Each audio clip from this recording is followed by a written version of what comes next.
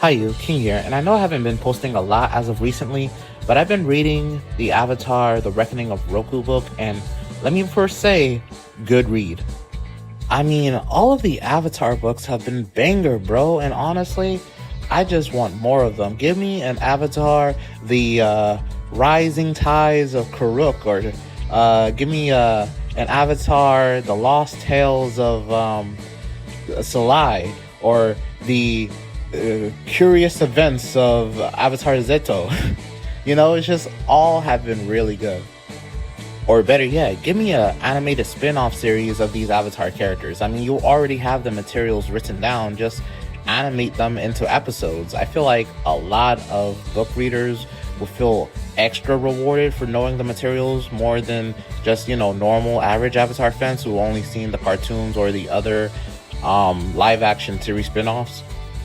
But I guess the real question for that would be, which would you turn into an animated series first? I would want a Kyoshi one first, honestly.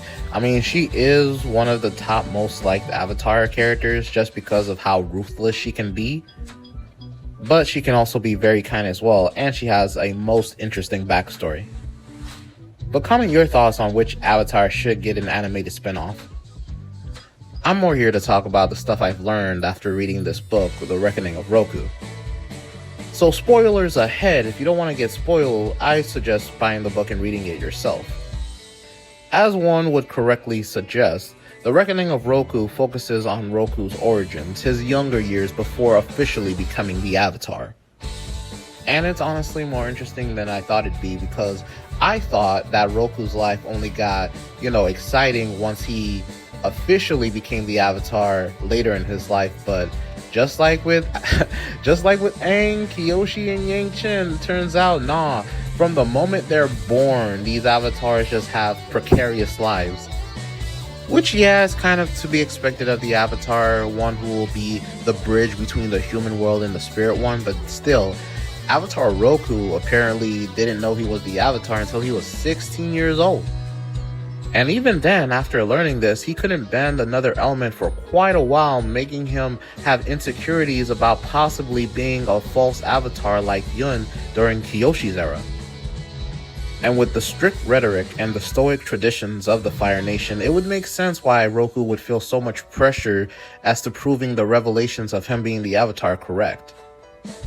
But while he's training and traveling with the air nomads trying to learn his second element, air, on the down low, his friend Sozin, who would later become Fire Lord, is planting the seeds that would later bloom into a mighty fire that would lead to the betrayal of Roku and the extermination of the air nomads as a whole.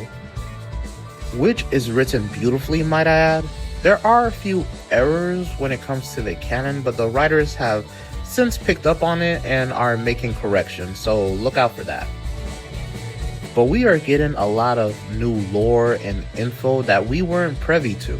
Like, for example, did you know that Roku had a twin brother who unfortunately died when they were kids, swept up by the ocean, which is why Roku, for a time, had a fear of swimming or being near any mass amount of water? It kind of brings things to a whole new perspective when he eventually goes to learn waterbending after air, which will eventually be brought up when we get to the Rise of Roku book, which has been confirmed. We also get to see Roku's friendship build between him and a young kid Gyatso, who is a prodigy airbender as we all would suspect, but for some reason cannot airbend right now, because of something related to a tragic backstory, which is something he can relate with Roku, which will help build their friendship even further.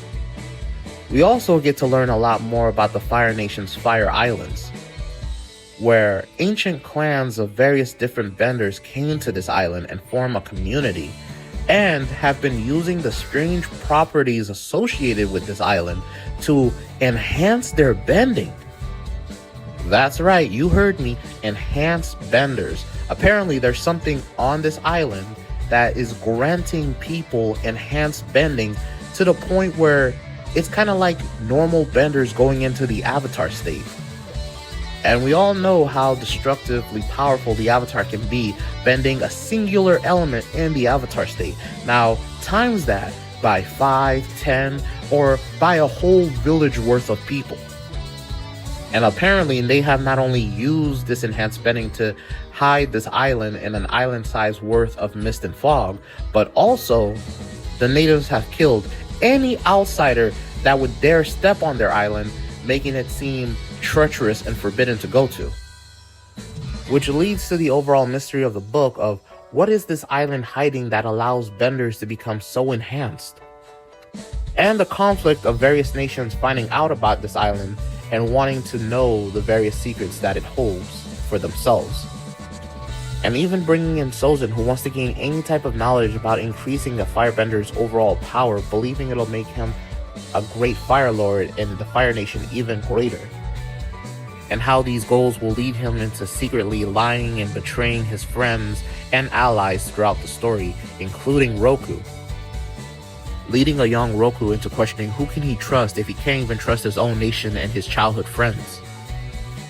Making him really wonder, is he even ready for this? Can he even be the Avatar if he's not another false one? And if he is truly the Avatar, can he be an Avatar of no nation? All of these being strong and insightful points that the story conveys perfectly. I really like it. If you do too, then like, share, subscribe, and follow.